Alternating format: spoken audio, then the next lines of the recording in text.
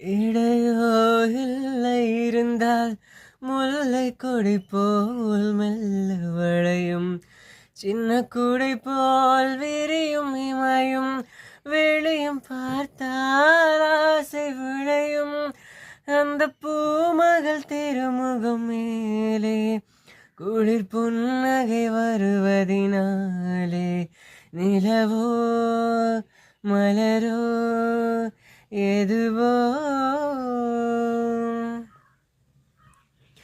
எந்த கலைஞனும் அவளை சிலை வடிப்பான், எந்த புலவனும் அவளை பாட்டில் வைப்பான். அந்த இயற்கையும் அவள் மேல் காதல் கொள்ளும், அவள் நினைவாலே என் காலம் செல்லும். நான் பார்த்ததிலே அவள் ஒருத்தியைத்தான் நல்ல